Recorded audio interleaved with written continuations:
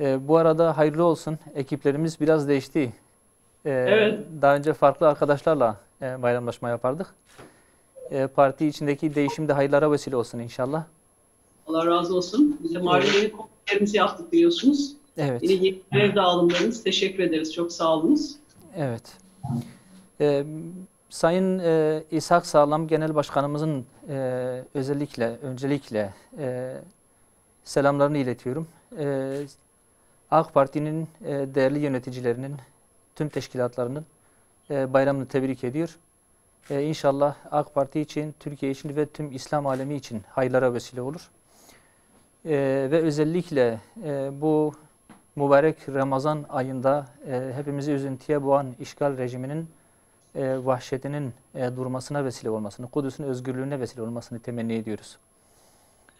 Allah Şehzade Bey, aynen size katılıyoruz. Tabii Kudüs'te özgürlük var, dünyada özgürlük var. Biz böyle görüyoruz. Yani Evet, dünyanın, Orta Doğu'nun özgürlüğü, barışı sadece o bölge için anlam ifade etmiyor. evet, Yani bir parametre gibi, yani dünyadaki özgürlüğün, barışın remzi. Sadece bugün değil, tarihsel sürecine baktığınızda da yüzyıllar değil, binlerce yıldır böyle bir gelenek var.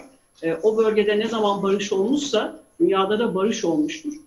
O sebeple bizler için, dünya Müslümanları için, 2 milyarı aşkın Müslüman için Kudüs'ün özgürlüğü, Mescid-i Aksa'nın özgürlüğü, oradaki kardeşlerimizin barış içerisinde olması bizim için fevkalade bir anlam ifade ediyor. Fakat tabii ben sadece Müslümanlarla da sınırlı olmadığını düşünüyorum. Dünyada vicdanı olan bütün insanların, Hristiyanların, Yahudilerin, gerçek merhamet sahibi olan, gerçek iman ehli olan herkesin, öyle söyleyebilirim, ehli kitap olan herkesin, vicdanı olan herkesin Filistin'de olan biten konusunda fevkalade rahatsız olduğunu görüyorum. Bu manada Türkiye Büyük Millet Meclisi'nin geçtiğimiz hafta almış olduğu karar çok önemliydi bence. Ortak imza ile yaptığı açıklama çok önemliydi. Ümit ediyorum dünyada buraya gelir. Çok büyük evet, ülkeler, adları büyük ülkeler bakıyorsunuz. İşte biz Sayın Cumhurbaşkanımız dünya beşten büyüktür derken bunu kastediyordu. Böylesine aleni olan bir İsrail'in terör politikalarına Birleşmiş Milletler Güvenlik Konseyi'nde hayır diyemeyen, dur diyemeyen bir dünya görüyoruz. Bundan da hüzünleniyoruz, yani hüzünleniyoruz ve bunun da ötesinde daha fazla çalışarak hep beraber dünya barışı için bir kardeşlik içerisinde güç birliği ortaya koymamız gerektiğine inanıyoruz. evet. Aynen öyle. Bütün söylediklerinize katılıyoruz. Şimdi Türkiye hem ülkesi hem toplumuyla bu konuda gerçekten çok hassas, güzel bir irade ortaya koydu son saldırılardan sonra da. Biz de parti olarak tüm teşkilatlarımızla 3-4 günden beri ayaktayız. Basın açıklamaları, protestolar falan. Şimdi mesele Kudüs'e bir çözüm olma meselesidir. Türkiye'nin tavırlarının, dünyadaki diğer İslam ülkelerinin duruşlarının, tavırlarının Kudüs meselesine, Filistin meselesine ne kadar çözüm olduğu hususu önemli. Elbette takdir edilecek çok güzel tepkiler, faaliyetler, çalışmalar var.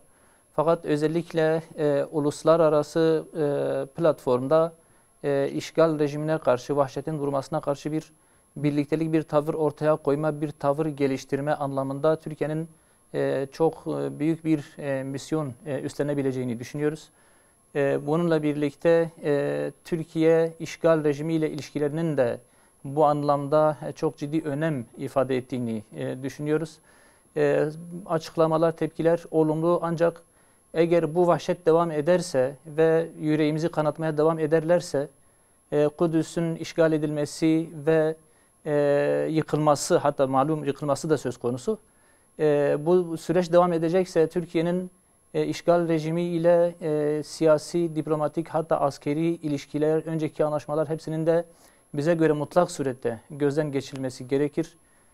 Hem Türkiye hem Pakistan hem İran hem diğer İslam ülkelerinin ciddi bir caydırıcılık oluşturabilecek bir tavır içerisine girmesi gerektiğini düşünüyoruz. Bu aynı zamanda bizim hem Kudüs'e karşı hem İslam ümmetine karşı bir sorumluluğumuz olduğunu düşünüyoruz Özlem Hanım. Bu konuda inşallah daha farklı güzel gelişmeler bekliyoruz inşallah.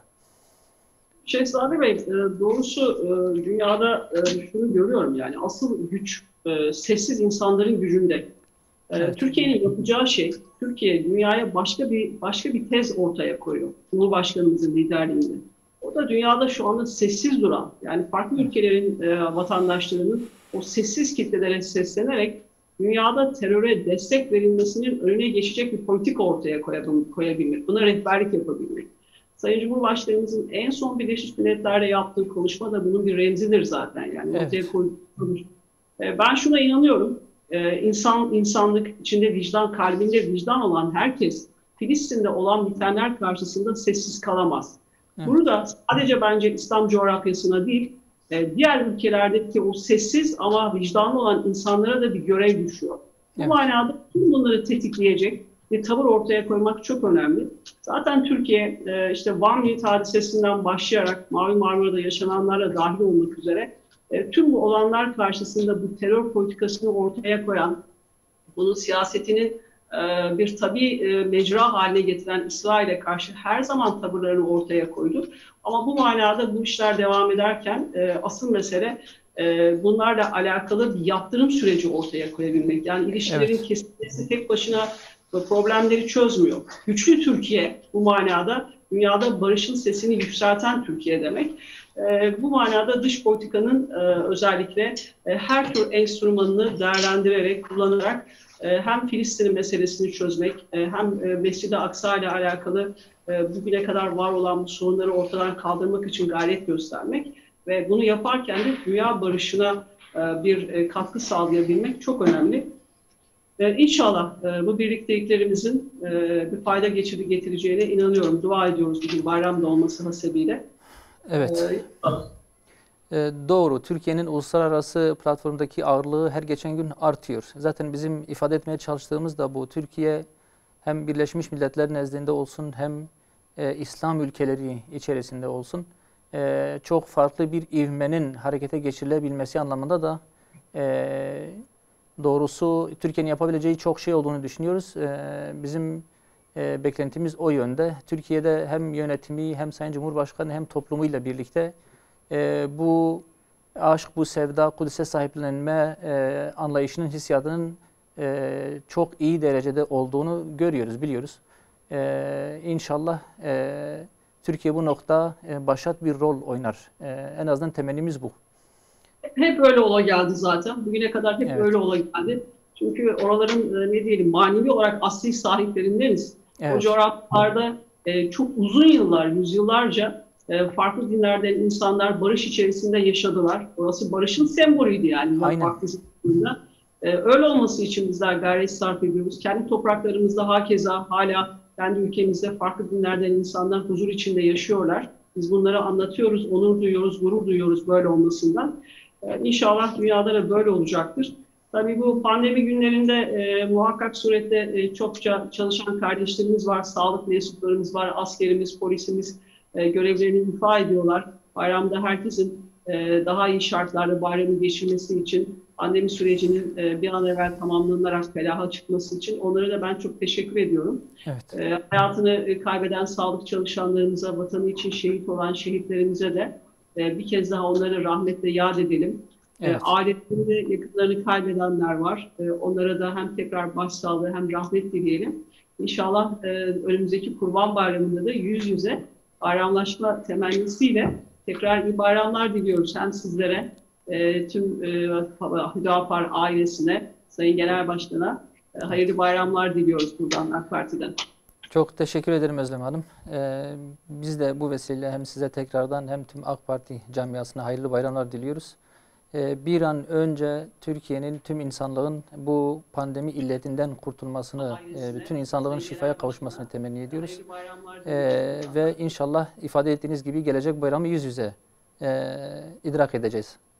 İnşallah. Çok teşekkür ederiz Evet. Şehzade Bey, Hüseyin Ben Bey. teşekkür ederim. Teşekkür ederiz. Hayırlı bayramlar dileriz. Hayırlı bayramlar. Hayırlı sağ olun. bayramlar. Sağ olun.